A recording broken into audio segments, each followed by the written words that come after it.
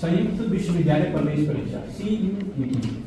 एक लंबे समय अंतराल के पश्चात भारत में 34 वर्षों के पश्चात ये शिक्षा नीति लागू हुई है, जो 29 जुलाई 2020 को भारत में लागू की गई। राष्ट्रीय इतने व्यापक बदलाव के साथ हम सभी के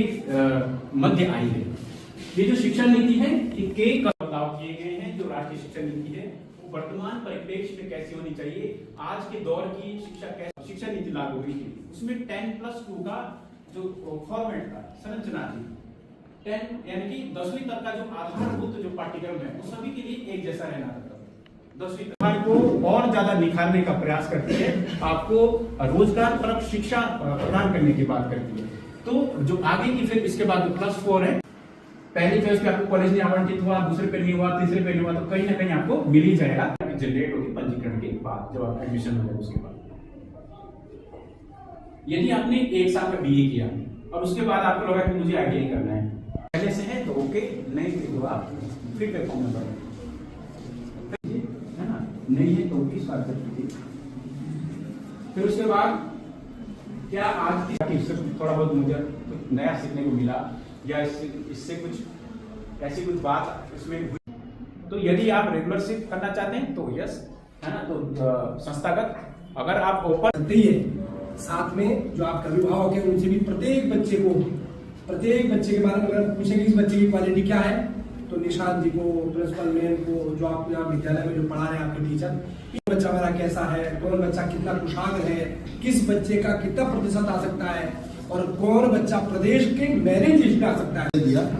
और हमारे महाविद्यालय की ओर से जितनी जानकारी हम लोग बच्चों को देना चाहते थे, हमने प्रयास किया है कि आपको वो जानकारी उपलब्ध कराएं। मैं केवल आप सबको इतना कहना चाहता हूँ कि हम लोग भी इसी क्षेत्र के हैं, और जब भी कभी इस तरीके की काउंसलिंग के लिए बाहर से कोई व्यक्ति हमारे निःशुल्क फॉर्म भर के देंगे, उसमें न केवल वो सैया का ऑप्शन भरेंगे, जो ऑप्शन आप बताएंगे वो सारी पे करनी है, उसमें से एक ऑप्शन वो सैया का भी भरेंगे कि अगर आपको डाक पत्थर की मेरिट में। मुझे खुशी है कि विशेषकर जॉन सार बावर और तमाम क्षेत्रों के छात्र रेनबो चिल्ड्रंस एकेडमी में आप पढ़ते हैं, और इस मौके पर आज जो SMR PG कॉलेज जो सैया में महाविद्यालय संचालित हो रहा है, उस महाविद्यालय में छात्रों को इंटर के बाद की तैयारी और इंटर के बाद वो कहाँ एडमिशन लें,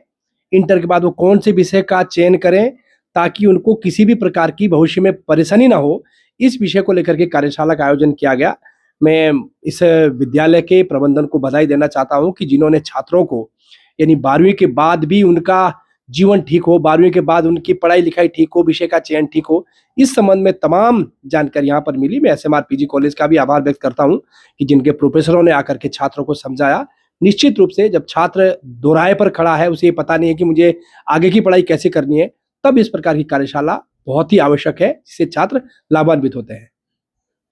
मैं देखता हूं कि क्योंकि हम लोग दूरस्थ क्षेत्र में उच्च शिक्षा के लिए काम कर रहे हैं, मैं देखता हूं कि जिस दौर में पलायन चरम पर है, सब लोग चाहते हैं कि हम लोग किसी न किसी रूप से गांव छोड़ करके शहरों की चकाचौंधी में हम लोग जाएं। उस परिस्थिति में हम लोग उच्च शिक्षा के क्षेत्र में काम कर रहे हैं। आज हमको रेनबो चिल्ड्रंस एकेडमी में हमको समय दिया, और हम लोगों ने छात्रों को उच्च शिक्षा कैसे प्राप्त करनी है, रेगुलर मोड में, डिस्टेंस लर्निंग मोड में, और CUT समर्थ पोर्टल और राष्ट्रीय शिक्षा नीति के बारे में हम लोगों ने छात्रों को जानकारी दी। मुझे लगता है कि आने वाले समय में इन जानकारियों की इन छात्रों को बहुत आवश्यकता थी। हमारा भी छात्र उच्च शिक्षा से वंचित न रहे, यही हमारा पर्पस है। SMR PG कॉलेज इस दुर्गम क्षेत्र में संचालित है, और मैं समझता हूं कि आसपास के शिक्षण संस्थानों में जो विषय नहीं है, ये इस पछुआ दून क्षेत्र का पहला ऐसा संस्थान है जहां स्नातक BA पाठ्यक्रम में भी 12 विषय संचालित हैं, और BCom हमारे यहाँ संचालित है, BLeave MA में 5 विषय हमारे यहाँ संचालित है, डिप्लोमा पाठ्यक्रम हमारे यहाँ संचालित है। और स्पोर्ट्स के क्षेत्र में मैं ये समझता हूँ कि जो मुकाम पिछले 2 वर्षों में SMR PG कॉलेज सैया ने जो हासिल किया है, मुझे लगता है कि बहुत लंबे समय के बाद जॉन सार बाबर क्षेत्र का इस पहाड़ी क्षेत्र का युवा नॉर्थ जोन खेलने के लिए गया है। मुझे लगता है कि इस क्षेत्र में जो छात्र पढ़ना चाहते हैं उनको सैया का चयन करना चाहिए। जौनसार बावर उच्च शिक्षा से बहुत पीछे रहा है और 1986 में एक बड़ा आंदोलन हुआ था कि सैया में महाविद्यालय हो, परंतु सरकार महाविद्यालय खोलने में सफल नहीं हो पाई। मैं बधाई देना चाहता हूं एसएमआर पीजी कॉलेज के मैनेजमेंट को कि जिन्होंने आज से लगभग 7-8 वर्ष पूर्व एक महाविद्यालय खोला और इस महाविद्यालय के कारण जो बच्चे देहरादून और बाहर नहीं पढ़ पाते थे उनको स्थानीय स्तर पर उच्च शिक्षा उपलब्ध कराई। साथ में इतना ही नहीं बल्कि पलायन और स्वरोजगार ये दोनों चीजें भी रुकी है, स्वरोजगार बढ़ा है। और पलायन में इसलिए कह रहा हूँ कि आज आपके यहाँ लगभग 30 फैकल्टी है जो देहरादून से पढ़ाने वापस रिवर्स पलायन यानी सैया में आ रहे हैं, तो एक बहुत अच्छा प्रयास है और विद्यालय ने बहुत तरक्की की है। जौनसार बावर क्षेत्र के जो छात्र खेल में आगे नहीं बढ़ पाते थे उनको आपने नॉर्थ जोन तक और उससे आगे तक कबड्डी और विभिन्न खेलों में बढ़ाया है। तो जौनसार बावर के केंद्रीय स्थल सैया में यह महाविद्यालय उच्च शिक्षा के क्षेत्र में एक महत्वपूर्ण भूमिका निभा रहा है, जिसमें विशेषकर अधिकांश छात्राएं हैं। और यदि ये महाविद्यालय ना होता तो शायद उन छात्राओं की पढ़ाई या तो अधूरी में रह जाती और या वो आगे नहीं पढ़ पाती। मैं इसके लिए विद्यालय प्रबंधन को भी बधाई देना चाहता हूँ कि जिन्होंने उच्च शिक्षा के क्षेत्र में जौनसार बावर को एक दिशा देने का काम किया और आगे बढ़ाने का काम किया है। देखिए, जैसा समय है हम ये तो कहते हैं कि टेक्नोलॉजी हर घर तक पहुंच गई, हर बच्चे तक पहुंच गई है, पर मुझे लगता है कि टेक्नोलॉजी का नेगेटिव साइड बहुत आसानी से फैल जाता है